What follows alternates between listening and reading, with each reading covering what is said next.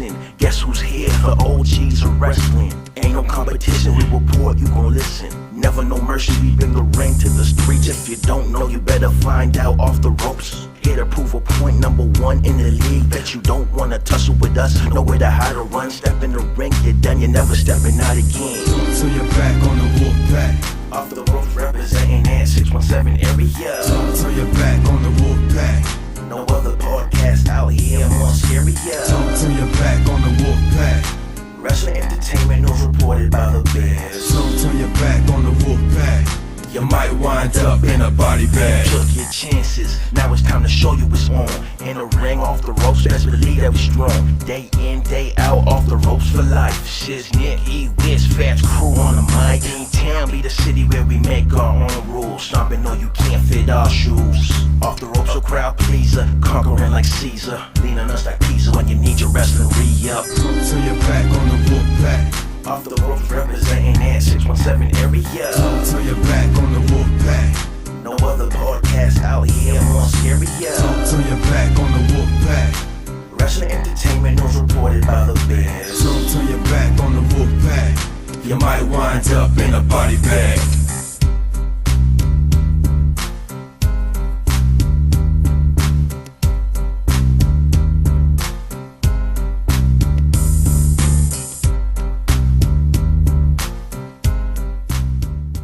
Go. We All back. right. Can you hear me loud and clear? Yep. Okay, 6 times the charm. Forget about the whole damn intro. I got the Mr. Incredible former ECW and WWE former superstar, and he's still currently acting in the independent scene. Mr. fucking Justin fucking Incredible. This is the 8th time that we tried to do this. Oh, super stressful, and then of course, you know, our work schedules keep interfering with a lot of stuff. But how you been, man? I've been good. It's been a while. I've been good. How you doing? I've been okay too. I've been actually maintaining myself, just moving to a new place, a new headquarters. So I'm trying to get this place feeling like home. So it takes a little while. I've only been here for like a week. Oh, nice. Well, good luck with it, man. It's got to be cool though to finally get in there. I know. I appreciate that, but from the bottom of my heart, thank you. How's your son doing? Everything's good, man. Thank God. Everything's settled down a bit. Yes, sir. I appreciate that. All right, man. Let's get into this, man. We was having some decent-ass conversations from before. We was talking about the Thunderdome. We was talking about this whole situation that was going on between Monday Night Raw and why was it so garbage. We're past that now. Let's talk about what's going on right now. AEW Revolution pay-per-view that just passed. What the hell did you think about that pay-per-view? Be honest with me. I thought the pay-per-view was okay. The matches in the were decent. Some matches were better than others. The main event was good until that finish was, which obviously has been everywhere. That was really bad, and I feel bad. I feel bad for those two guys, because they worked so hard. And then to have that happen, something out of their control, really sucks. I feel bad for them. Oh yeah, definitely. I mean, the pay-per-view itself from like maybe okay, I gotta exclude the first match. Me personally, myself, we already knew who that would be. Well, actually, no, I'll talk about that a little bit later. But the majority of the card was good. The whole majority of the card was great, especially the addition of Christian Cage now being in AEW. Now that's actually a good thing for not just him, but for that company as well. So it's a win in my book, and it should be a win in their book anyway. But I totally agree with you. The main event was good. Like, I was into it until supposedly this whole big dud of a exploding fire death match. And we've seen these type of things happen before at different companies. When you think about companies like that trying to do something that dangerous, but significantly, like it's beyond their control. So just in case the things don't work, that it makes them look like they don't know what the hell they're doing. Yeah, two things. One, they should have run a test prior. I'm surprised they didn't. I don't know if they actually did or not, but they should have run a test because the pyro guys all throughout the wrestling business are usually pretty good. They use, the professionals that do concerts and all other big venues and big, shows. So I'm just amazed that they didn't do a test run. And two, they should have had a contingency plan. And for me, they should have had like maybe Don Callis on the stage, as a backup if something went wrong, kind of laughing at him. And the commentators could have said, "Oh, that was Don's plan all along, just in case Kenny Omega got stuck in there with the bomb. It was going to be manipulated in some way. The trick was on them, kind of a thing. Anything. I don't know. Just have an out just in case." And instead, you had the commentators, which I felt bad for JR and the troupe, just sitting there trying to sell this, and we're not seeing the same thing.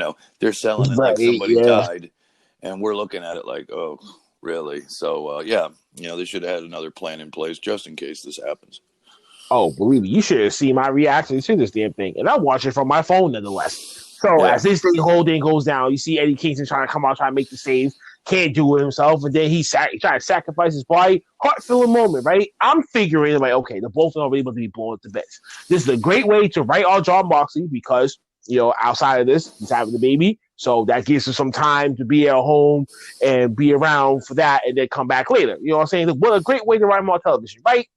Wrong. I got done, and then when you see the little sprinkle fizzles and stuff like that, and then like a little micro boom happened, I'm like, wait, that's it? Maybe they like electrocuted like his body or something like that because of how everything was structured. Maybe that, I don't know. But I was thrown off by it. I was like, that's weak. So if I was, I feel more bad. Well, I can't say more bad. I feel slightly bad for the people that actually bought the pay-per-view. It was expecting this great main event, but then the ending wasn't the way that they was thinking about. Yeah, and take it from what you were saying. Sorry for cutting you off. Okay. They should have played it off like this was meant to be like a joke, and then they played them the whole entire time on speech. Yeah. One thing I always remember Vince McMahon saying, regardless of what happens, the fans always remember the finish. And that's all the fans will ever remember. They will forget that the match was a good match, hard fought, very well done, and they'll just remember that finish. And that's the shame in it all. You know what I mean? Mm-hmm. Yikes to that, man. So, whew. I mean, what would you give it from a scale of 1 to 10? How about that question? I give it like a 6.5, 7 tops. I mean, because they had a couple of good matches. A lot of it just didn't. It seems like they're, I don't know, man. It seems like they're having a hard time. They're trying to be, for me, I didn't, I'm not a fan of cinematic matches. I would have preferred to see it works for Taker because of his character. It doesn't work for everybody. Although you could say and argue Sting is that kind of character, and maybe, but I would have rather seen a old-fashioned street fight, because if I was a fan in the audience, and there were probably 1,000 to 1,200 fans from what I heard in the audience, which isn't huge, but still with COVID and everything, it's still And if Sting was advertised, I would want to see him in the building. They shot that the day before. I would have had a problem with that. And it wouldn't have been bad if they just had a brawl all over the building. It would have probably been just as good. And also the cinematic match, although it was done very well, I'll give it to them. I didn't like the fact that they had commentary. They didn't need the commentary over it. It kind of was like, it almost felt like, it just felt weird. So the match, it's like they're having a hard time, man. They should just do what they do best, and that's put on good pro wrestling matches. And the show just kind of felt loaded with a lot of stuff that didn't really connect with me.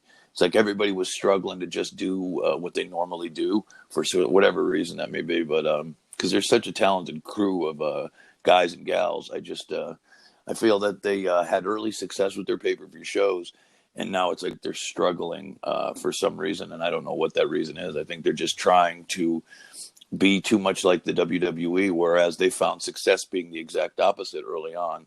And I think they just need to kind of be more of themselves and stop trying to be, like WWE in a way.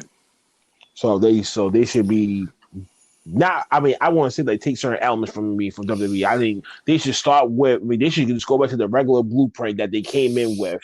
Right. That was straight raw and uncut, and like, holy shit, like what the hell did we just experience compared to where we're seeing it now. Believing I consider a little over a year and a half, close to 2 years as of right now. This is the second revolution that actually came out, right? So so I say about a good 2 years, and I actually have to agree. It's starting to get commercialized to where now you're bringing in Shaq, now you're bringing in outside people into the business to try to get that notoriety through the public eye again. Yeah. Yeah, And it's doing the absolutely. similar thing that Vince McMahon did back then. And look at how many people that he had used. Right, You exactly. know what I'm saying? So I Yeah. feel like it's gonna go to that point to where they're making comfortable good amount of money that now they're gonna go into the stock market and boom. Now they turn corporate. That's what I fear. And I don't want them doing that. I want them to stay the original wrestling promotion, just focusing, like you said, just focusing on the wrestling, nothing the big spectacular stuff. Yeah, well, they claimed, when they came out that they were, it was going to be more like a sport, like a UFC almost, of except with pro wrestling, they were going to treat it as a real sport. Wins and losses, are going to mean something, and it's the polar opposite. I thought that tag match for the Revolution, the brass ring thing for the tag for the title opportunity that Scorpio Sky won, who Oh, yeah, for the TNT yeah, Championship. who's underrated. I'm glad Scorpio Sky is going to get the shot tonight, as a matter of fact. But Oh, good, you are right. even that ladder match, I felt was a little weak compared to what they have done in the past. It's like Yes. everybody's like, I don't know, man. They're just struggling in ways to, just go out there and do what you guys do. I don't know what it is, what's what the deal is, but it just feels like everything is being second guessed. The best match for me it's almost hard pressed. Like I liked the Bucks and MJF, even though I knew the Bucks were going to win, and the match itself was a bit long. That was another problem in the pay per view. I thought the matches went a bit too long, and it was too long of a show. It's like when you have a show and you're going in on almost 3.5 hours. It's like, dude, nobody wants to see that. Even at WrestleMania, it's uncomfortable. I can't sit through 3-4 hours of pro wrestling. Nobody can. You start to lose Yeah, attention. You unless start to you like fall that real asleep. diehard fan or something like that. That'd be I uncomfortable. mean, yeah, it's just they need to keep it to 2.5 hours and make it the best 2.5 hours because you want fans wanting more. You want to leave them at the end of the show wanting to come back and they can't wait to tune in. Instead, Less is more. I believe so, because then at the end you're like, oh my God, this is going on 4 hours. I got to go to work tomorrow. Mm-hmm. I got to get up early. Like screw, I wanted to see the main event. People, when you get home and when you're home and you're, watching it, you'll have a couple of beers, eat some food. By the end of 3.5 hours, you're probably sleeping. you know, That's and you true. don't want That's that. true. And you don't want that. You want to keep everybody fresh, and you want to go in and give them the best 2.5 hours you can give them, not just give them 30-minute matches that nobody cares about. And not that nobody cares about, but, especially when the winner, MJF and Chris Jericho, for the most part, you was pretty obvious from the booking that they were going to go over. So you already know the finish. Now you're going to have to go through a 20-plus minute match to get there. So then there was a lot of that going on, and another thing too that I felt that they were a bit snake bitten by. Once they got the word out that there was going to be a surprise, I think that people, as the internet always does, people start getting crazy. Like, oh, it might be Brock, it might be CM Punk. So even though Christian is a great sign for them, a lot of people felt it was underwhelming because people were talking. They might be Kurt Angle, this or that, Yeah. and it wasn't. So, I felt that was a little bit of a thing too. So they got to be careful with that stuff. I felt it was disappointing all around, Yeah. unfortunately. I get you on so many of these damn things. And especially, I think the biggest thing was how these 25, 30-minute matches, as much as some people will love them, others hate them, especially one Jim Cornette, he hates them motherfuckers. So let me not throw him under the bus. That's my guy over there. Like there's certain people, I guess, audience and viewers that who watches that never seen the type before. It's like they're proning them to get used to it. The same way how we approach the WWE style when we was growing up watching it as kids. We're always so used to the similar format every Monday night. Come out, do a promo, back and forth promo with someone. You start with the first match, come back, backstage segment, whatever. Like they don't know it front to back. And I think Right. what AEW are trying to do is they're trying to get the style of the wrestling of the 21st century like on like a constant front to back basis. So with the audience know it's like singing Chris Jericho's theme song and you know it by heart already. It's gonna Right. be one of those things that's gonna happen. So I agree with you on that. But I like you said the mystery surprise signing, and not only that, they announced it a few days before the pay per view. So they wanted some more buy-ins to even come into the fruition anyway. And that's when the wrestling marks like myself will start second guessing, like, oh, it could be him, it could be them. No, he's still under contract over here for this company. He ain't gonna make that thing. The forbidden door is not all the way cracked the fuck open to the point where someone from New Japan can fly overseas in less than 72 hours to be there, just to be seen, to be able to say, oh, who's this guy that the American audience don't even know? So underwhelming is a very understatement. I think this is like a game of spades, and they just cut me with the ace.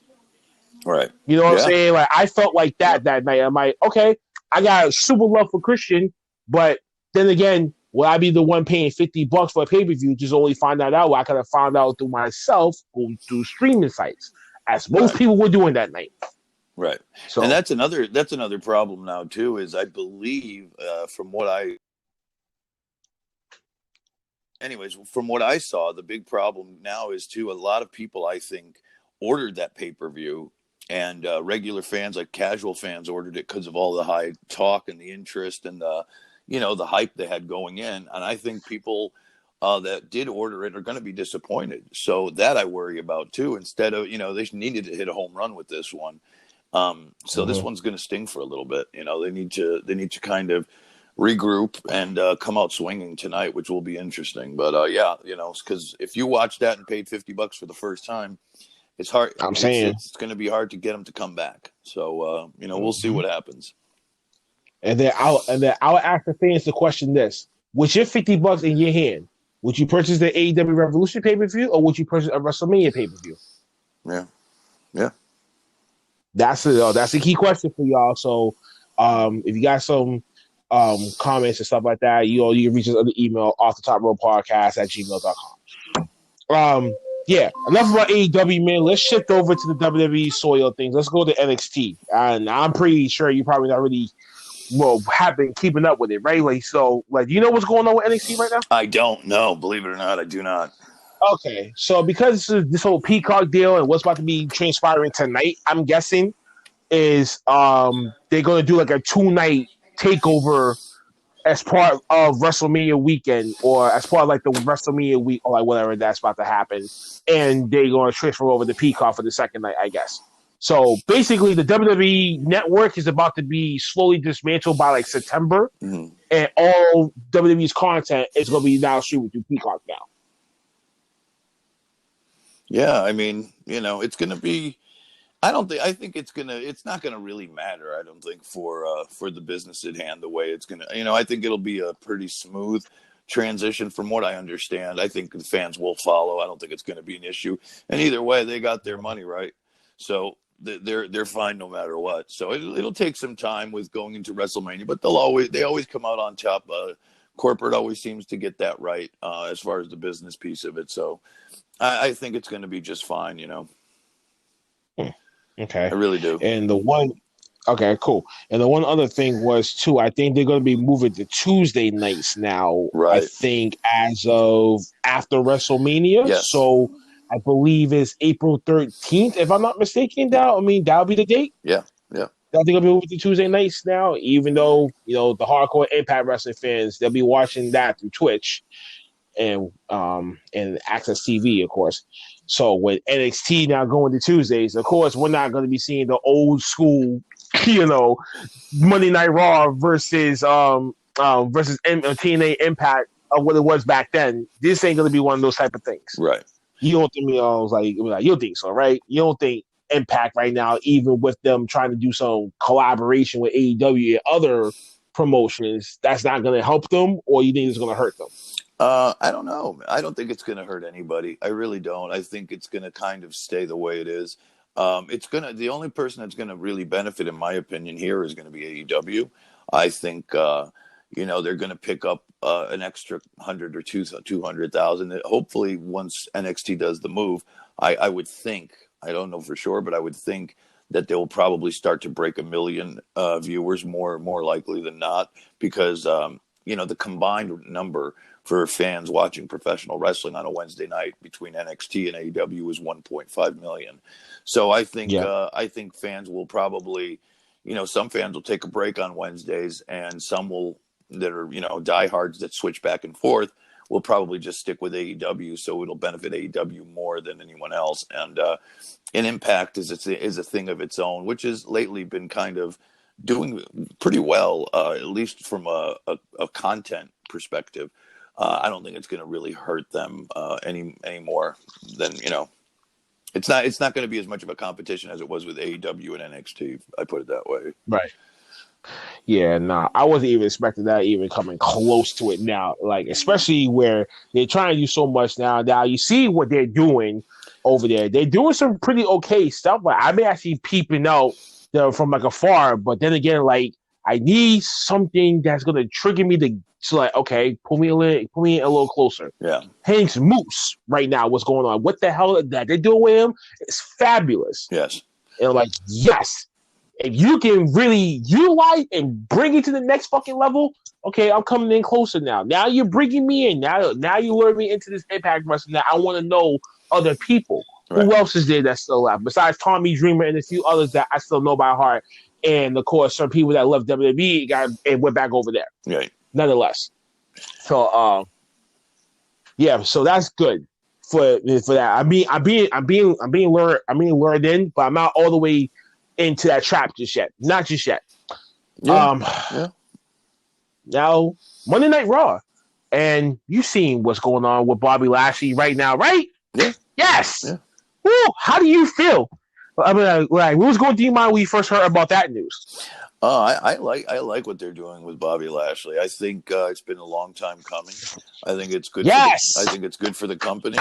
I think they're the most over, the Hurt Business are the most over thing right now in the WWE. And, I think it's going to be a big draw for WrestleMania. I think Bobby Lashley finally has gotten his due. And I'm really happy for him, and I'm happy for the company because it's working right now. It's working more than it's ever worked before. So I'm happy for them. I think they're noticing this because when Biggie got that IC championship, their viewership started going up. Yeah. When Roman got that champ, when Reigns turned heel and he paired up with Paul, and then he ended up getting that title, he started drawing numbers. Now Sasha's been drawing numbers. Now I think they're looking at it from, okay, this has been like, I'm hoping and praying I'm not being, Carl on anyone's skin when I say this. It's time for our people to shine on this. In this thing of ours called wrestling, professional wrestling and independent wrestling itself. Yeah. And I think we're seeing a changing of the guard. No disrespect. And I don't want no one to be like, he's colorist in the mic. No, it's nothing about that. Like we see with other sports. And the evolution of every sport for the past 65 years has says a lot. Oh, it says a lot. It just never had really No. I'm sorry, Justin. Go ahead. It's the right move and it's the right time, and he's the right athlete. I mean, he's a special kind of athlete. So by no intention and by no means, I think it has to do with skin color. To me, it has to do with he's just a talented guy, and the Hurt Business, all those guys have just done such solid work as presented. As just top flight athletes, the best around, and they're doing that faction justice. So they're just interesting and they're fresh and they're new, and it's just good. It's good business all the way around, and I think fans are interested because it is something that's new, and has a lot of legs behind it. So it's very good news. Mm-hmm. And that's saying something to the audience as well. And then I think that's where you see these little boys that's looking at him right now, and he's going to get him to be that influential guy to be. You're the reason why I got into wrestling. Right, absolutely, and he's certainly that guy because he's larger than life. He walks the walk, and he's a good example all the way around. He's a top flight athlete, man, and he's special. So it's a win-win all the way around for the fans and for the young kids, for everyone, and for the company. The company wins, out of all this. Yeah. Definitely on that. Let's talk about something that I heard a real rumor recently that Vince McMahon is banning the leg slap now when you're doing kicks now, something like that. What's going on with that? They literally are putting up sheet. They put up sheets of paper everywhere at TV, and there is one that says, and it's real. This is real that if anybody gets caught slapping their leg on kicks and stuff like that, that they're going to be fined. Oh, Yeah. What? Yeah. that's like 50% of the locker room. Well, I get it, and but the funny thing is, I think I know why they did it. It was getting to become overkill. Because it started to become a joke almost, like it was being parodied. Like everything was there. They were slapping their legs and stuff on forearms. It was getting to be too much. When Shawn Michaels did it, it was cool. When a couple other people did it, but not everybody was doing it. That was fine. But then like it just became a thing in the wrestling of today where it's like everywhere, like literally every little kick. And it was getting to become like a glaring thing, like almost like a joke. So I'm glad they did it, at least for a minute. It's not going to hold up forever. This will be gone after WrestleMania, I guarantee you. But it was just a way for Vince to send the message of like, this was going too far. You know what I mean? Okay. The same way how he's taking it too far by these third parties going on with their wrestlers and stuff like that, stopping them from making some money. And that's like, you can make this money now, but we get a bigger cut. You get this. Yeah, yeah. How you feel about that, man? How do people think like, okay, you're taking money out of my mouth that I'm making on the side, and you're taking it because I'm under your banner now? Yeah, I mean it's rough. I get it, but it's hard for. I get it, and the boys are right. The boys and girls, the crew, they're right by that, by having that. But at the end of the day, I don't feel bad, and I'll tell you why. Everybody right now is being compensated. These guys and girls in the WWE are making more money than anybody. I mean, more money than top guys ever made in the Attitude Era. I remember Razor telling me when he had his IC title run around 95, 96, before he went to WCW to do the NWO, he was making only $250,000 to be Razor Ramon. And these guys and gals are doing that in 3 months now, 4 months. So okay, I get it. They are taking some revenue out for them, but they're getting very well compensated. So like Crimea River, because we never had it that good in my generation. So it's like you guys are getting banked. You know what I mean? They're getting paid very well. So and I'm happy for them. They deserve every penny they get. So I just you got to kind of look at it for what it is. The WWE is always going to be the WWE, and it doesn't surprise me that they did that. You're right about that. I mean, I wish I was making that type of money my damn self anyway. Yeah. So I can't complain either. But since you opened up a little bit of the time capsule, what Vincent Ramon told you to say, like, let's go back into the time capsule, man. Let's go back to the WWF days. I mean, there's only bits and pieces that I still remember, but I barely even. Thank God I didn't know who you were back then. Thank God I know you as a Justin Credible from ECW when I first seen you for the very first time, not the one that you was in WWF. Can you take us back?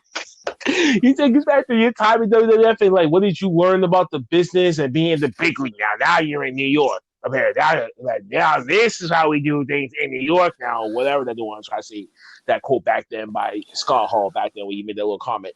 How was it back then for you? It was for me. It was actually it was great. It was a lot of fun. It was a weird time because wrestling was starting to change. It started to take a more serious note, even though the business was down as far as the numbers. But you could feel that fans didn't want the stupid gimmicks anymore. ECW was doing just kind of having guys go out there and be themselves. Instead of these weird characters like Duke the Dumpster Droese and Adam Bomb and countless others that were just corny characters. And even WCW was doing horrible characters before the NWO and the Monday Night Wars. So it was just it was just a matter of time before the Attitude Era kicked in, and it was led by the charge of ECW because they really kind of did it first, because guys like Steve Austin were going there making noise, Cactus Jack, Brian Pillman, so many others. And I think that was the underbelly. That was the first time that the smart marks kind of started to make a difference in wrestling. It really became a thing, and fans were tuning in and more interested at the inner workings, because it was still a bit of kayfabe in those days back then. So it was definitely a different time, but it was a good time too, because you got to work with so many legends back then, man. I mean, guys that were all Hall of Famers. Guys, I got to work with like Mr. Perfect. I got to work with Undertaker, Mark Calloway, and I mean, I can go on and on. I got to work with Yoko, Rodney, and those guys. I mean, it was just it was a good time to be in the business and to learn. Because unfortunately nowadays, and one of the reasons why I think it's hard to make new stars, and we're starting to see a trend in some places, like all the talent, all the top talent is still over 40.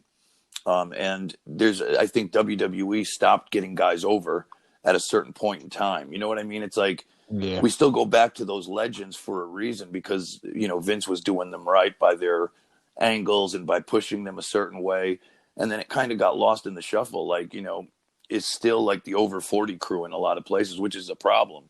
Vince has got to do a better job, and all around really, because AEW is guilty of it too. Their top 10 is almost exclusively like over 40, and that's a problem. So they exclusively ex WWE wrestlers too. On top of coming that, in, right? Paul White, Christian. That whole stigma right there. Like, this is exactly what WCW did back then. That we're seeing it now in full-fledged color, me in my adulthood, nevertheless. Right. And so they got to really do right by getting these younger guys over, the 28, 29-year-olds, and making new stars, and really sticking by them. You can't just look for instant gratification right off the bat. And unfortunately, that's what everybody's looking for. That's why they bring in the names to pop a rating. But they got to just kind of learn to, it's going to be a slow build, and not worry about instant gratification right away, and slowly put the younger talent over and give them a chance to really become the superstars that they deserve to be. Indeed.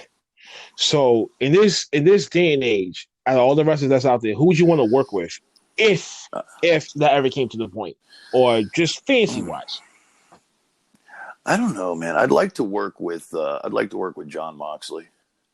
I think him and I would have a really nice match. I really do. I would like to work with him. I would even go so far to work with Kenny Omega. Even though his style is very different. If I got in some really good shape, perhaps. But one time only thing. I would definitely like to do it if I was in the right shape. Word. I mean, I could definitely see you and Moxley go at it. You and Moxley would definitely tear the fucking house down, especially if you did it in an old, like just straight up like, they'd be like, yo, forget about this day and age wrestling. Let's go and do what we did back then. Let's just go just for nuts. You know what I'm saying? Like, just go out there, just call it out there. Don't give a fuck. Like, let's just let's just do it. Let's just go. Yeah. Oh, you know absolutely. What I'm saying? Like, yeah. If that would ever happen, I want to be in the fucking front row, and I'm passing someone a chair, whatever the fuck. Like, whoever grabs it. I'm not picking no sides. I'm rooting for the both of them. Yeah. So when you transitioned from WWF to ECW, and you got in there, what was did you know the difference between the locker rooms when any company that you've been involved in? Oh yeah, I mean WWF was very cliquey, very very political, and ECW was just it was just like a group of friends. It's like we all had everybody's back. Although any locker room could be cliquey, there were certainly cliques there, but everybody was so into helping ECW that we had each other's backs. There was no burying anybody, in locker room politics. It was just like we all, we all just wanted to work for one goal and one goal only, and that was just to keep thriving and keep moving forward. Where in WWE, it was the exact polar opposite. They were just, everybody was just out for themselves and cutting other guys' throats, And then within your tenure in ECW, just the fact that he was a former tag team champion with Lance Storm, and then he was a former world heavyweight champion, as I can remember in between the year 2000s. I think I was about 10 when this happened, so I was dealing with the whole trade tapes going back and forth, different friends who had the different tapes. And I was able to watch it. And I remember the last time that we tried to talk, we was talking about the whole final days or final months of ECW, and we was coming to like some real thoughtful conclusion, and then we was like, yo, like the pay per view distributors had owed you guys what 2.6, $2.8 million, and then they didn't give that to you guys, right? Right. Yeah. And that's what literally, it wasn't a game or anything. It was just the way they did business, because it takes a certain amount of time to kind of get the final tally of the numbers, the way technology was back then. So it wasn't like nobody was trying to screw with ECW. It was just the way it was. And, we just couldn't get the money in time to pay certain bills. And, it just it was going to happen. Unfortunately, bad business had caught up. And the shame of it is that when the year ECW closed, or the last year of operation, from 2000 to 2000 to the end or the beginning of 2001, and Heyman has said it on Austin's podcast before, was the best year as far as making money, where ECW was actually making money. It was our most profitable year. It was all the bad business from probably years before, you know what I mean, of trying to kind of, which is a shame. It really says something, because I remember like having our last two pay-per-views were sold out, 3,500 people at the Hammerstein Ballroom in New York City, and fans, being turned away at the doors at some of our shows. And that's the year we go out of business. Usually when you go out of business, it's because no one's showing up. We still had a very passionate fan base, and they were still coming, by the thousands. It's just, bad business had finally caught up to Paul Heyman. He was robbing Peter to pay Paul, and he ran out of his tricks. The money tree finally just collapsed. Now, did Paul ever done that part to you, or has he always been straightforward with you about like your payments? Like how did your relationship with Paul was when you was in there? Yeah, it was fine. He bounced one check to me, and he never did this stuff intentionally. He really didn't. And the check that he did bounce to me, he made good for a week later. But he did play. It was kind of like he would always mess with the guys. Unfortunately, and this is not cool, but guys that he needed less. He needed me pretty badly because I was positioned at the top, and guys like Van Dam as well, and other guys, that he couldn't mess with them, because if he messed with me, my contract would be null and void, and that means I can go anywhere, anytime, Yeah. So he had to make sure he kept his top guys okay. But in that last year, it was rough too, though, because as we're going kind of downhill, WCW was on its way to bankruptcy as well. So there was really no place to jump unless it was the WWE, and WWE only could take so many people. And that's what happened, with the sale of WCW and ECW going under, that all those guys became available.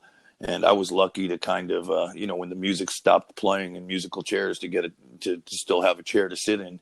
A lot of people didn't, and I was very blessed to at least have gotten the chance to work for them. That's great, man. For real. 'Cause I definitely remember you coming in and they tried to do the whole invasion angle. So this was 2001. I was 11 years old. Just had that fucking wrestling party for my birthday the week before WrestleMania 17. So as I was up there in the Sky Dome and everything like that. So all that time, I still remember everything.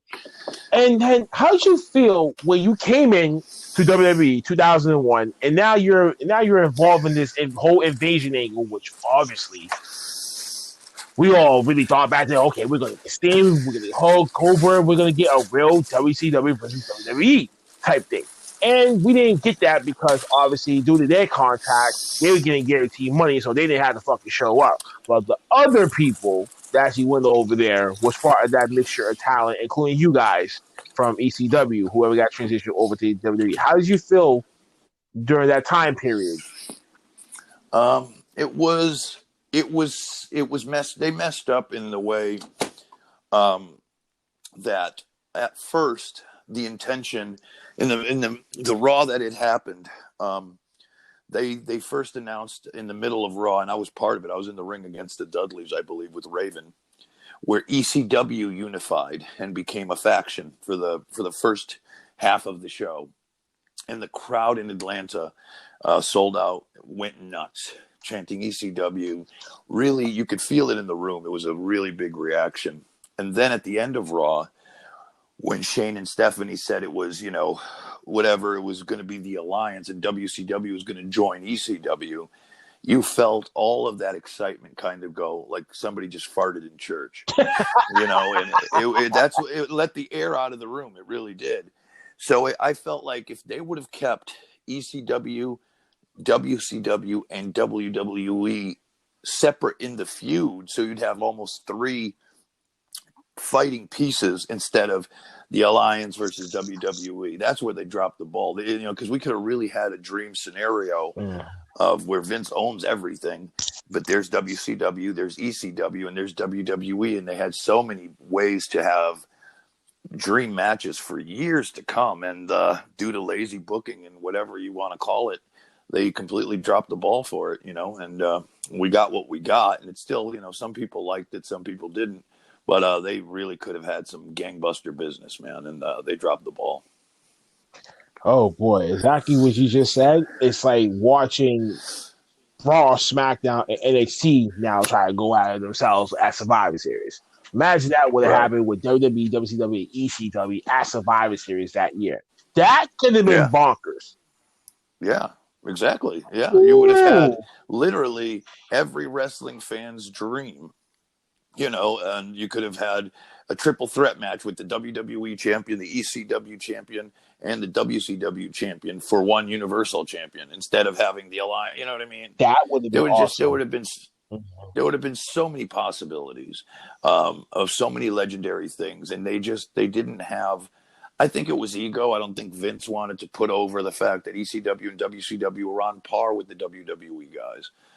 You know what I'm saying? Yeah. It became about ego and him saying, "My guys would have killed your guys anyways." Even though it's a work, he didn't see the writing on the wall like a lot of fans do. And unfortunately, that was always Vince's downfall because he doesn't see what's right in front of him sometimes. And he's very, very much, favors obviously his work and his WWE guys opposed to anything else that he never created. Which I get it, but. Man, that's a bad way to do business, Yeah. Because the fans obviously didn't feel that way, and we're trying to make the fans happy because, in fact, they're the ones spending the money. So. Right. Oh, man. Yeah, I remember that. Now, yeah, see, I was just going to ask you the next question. Well, how come you had not been a booker? Because that scenario right there could have been big as pay-per-view buys. Right there. Yeah. So, Like, have you ever thought about that? Like, have you ever thought about being transition from a wrestler to a backstage agent or a promoter or booker or of any sort? I haven't really tried. No, not yet. I mean, I just never had the opportunity, unfortunately. I would say for real, that last scenario right there, that could have drawn dollars right there. That could have sold out an arena, and that whole scenario could have happened the way that it did. So, I mean, for me, of course, that's fancy booking for my account. But for someone that's actually inside the business or that actually knows front and this is their love, their passion, their stride, their livelihood, why not? Give it a try. Yeah, absolutely.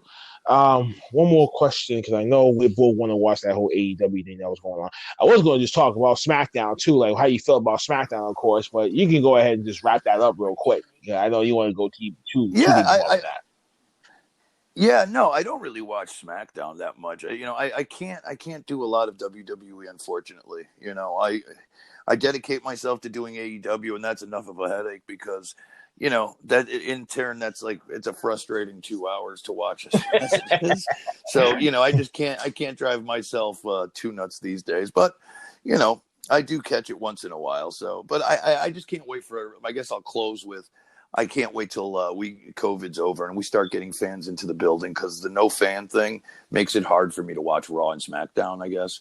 So, that would be my biggest response is because I don't like watching empty arena matches. So that would be my close. I get you for that, man. And apparently, like they say, they're opening up for WrestleMania, so they already announced that ticket sale not too long ago. Well, speaking of ticket sale, I got to call one of my boys back because he called me before we even started this thing and it was like, yo, yo, want to go to WrestleMania? Want to go? I'm like, wait, hold on. First off, you and me don't even talk like that on the regular. Now all of a sudden, what they just announced it literally 24 hours ago. Now all of a sudden you want to go? Yeah, And he right. was like this diehard wrestling fan too. But I'm like, yeah, but you're one of those lap fans that fell off after a certain time period. I still stayed around. So I can Yeah. actually say, okay, I can take myself to go. But then I'm like, during this whole situation, I'm still uncommon about how they're going to play out when it comes to the field. But more importantly, I don't know if they're still going to be doing the 2 night thing. Yeah, they're gonna do the 2 night thing, which I don't like, but So whatever. I don't You know know. right now either. But if it's a 2 night thing, I'm pretty sure people will not want to spend money to have it do it both. They want to try to do everything in one night. So Right. I don't know how they're Exactly. going to play out with I that. agree. But yeah, man, I don't want to take up too much of your time, man, because this was long overdue. I appreciate you coming on the show. Oh, Justin, thank you, man, for the bottom of my heart. Thank you, thank you, thank Oh, you. thank you so much, man. It was my pleasure, and I hope to catch up with you soon, man. Boys and girls, this is Black Heart for OTTR. You can follow us wherever podcast is available. And also, you can find us now on YouTube after I'm done editing this bad boy joint. Straight out the damn word. Justin, this is where you can pull out your social medias, or your plugins, wherever that we can find you at. Purchase your t-shirts, wherever Sure. to support you, man. This is the time for you to say it. Give us the fans where they can find you, man. Absolutely. Follow me on Twitter and Instagram. Both are at PJ Polaco, and of course, ProWrestlingTees.com/JustinCredible. And that's it. All right, man. I really do appreciate that, man, from the bottom of my heart. Thank you very much. Thank you so much. It's a pleasure, and I hope to catch